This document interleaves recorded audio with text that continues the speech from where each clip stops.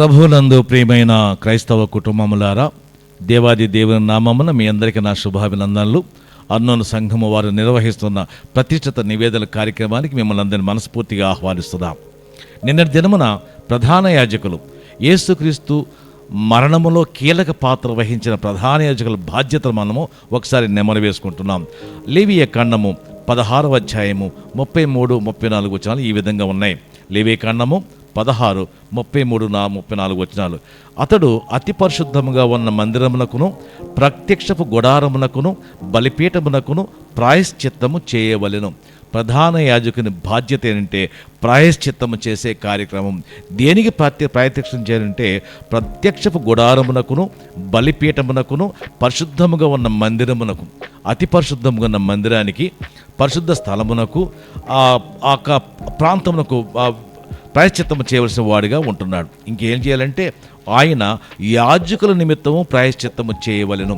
యాజకుల నిమిత్తం అంటే వాళ్ళందరూ యాజకులే కదా, యాజకుల కోసం ఇతని యాజకుడే, ప్రధాన యాజకుడు. ఈయన వారి సంతతి వరకు ప్రార్థన చేయాలి, ఇజ్రాయేల్ ప్రజల కొరకు ప్రార్థన చేయాలి. ఆ మాట 34వ వచనం చూద్దాం. సంవత్సరమునకు ఒకసారి ఇజ్రాయేలీల సమస్త పాపములను బట్టి వారి నిమిత్తము ప్రాయశ్చిత్తము చేయుటకు ఇది మీకు నిత్యమైన కట్టడా. కాబట్టి ఇజ్రాయేలు ప్రజల కొరకు ప్రాయశ్చిత్తము చేసే గొప్ప పని ప్రధాన యాజకులు టేకప్ చేశారు. ప్రధాన యాజకులు తమ కొరకు, తమ జాతి ప్రజల కొరకు, తన వంశ ప్రజల కొరకు ప్రాయశ్చిత్తము చేయవలసిన వారై ఉన్నారు. అంతేకాదు పరిశుద్ధ మందిరానికి కూడా వాళ్ళు ప్రాయశ్చిత్తం చేయవలసిన వాళ్ళు. వాళ్ళ తల మీద ఉన్న, వారి భుజముల మీద ఉన్న గొప్ప భారం ఏంటంటే మందిరాన్ని కాపాడుకోవాలి, మందిరానికి పరిచర్య చేసే ప్రధాన యాజకులను కాపాడుకోవాలి, మందిరానికి వచ్చే సామాన్య మానవులైన యూదులను, ఇజ్రాయేలులను కాపాడుకోవాలి. వారందరి కొరకు ప్రాయశ్చిత్తం చేయాలి. వారందరి ప్రాయశ్చిత్తం చేస్తూ దేవుని మందిరంలో వారి కొరకు మరి బలులు అర్పిస్తూ ఉండాలి.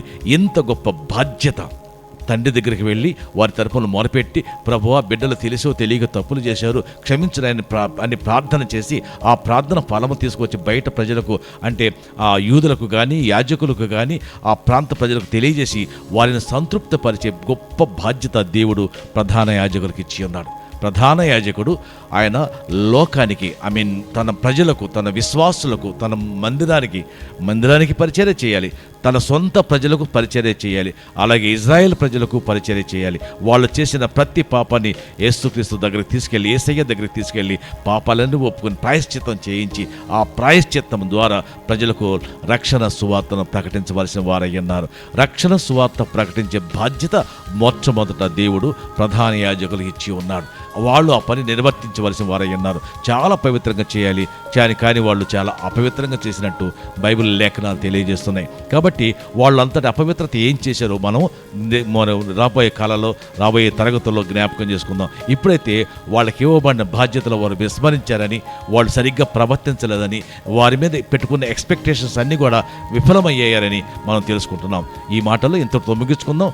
మిగతా మాటలు రేపు ధ్యానం చేసుకుందాం. ఇట్టి మాటలు దేవుడు మన వినికిడిలో ఆశీర్వదించి మీ అందరికీ క్షేమము సమకూర్చునుగాక. ఆమేన్.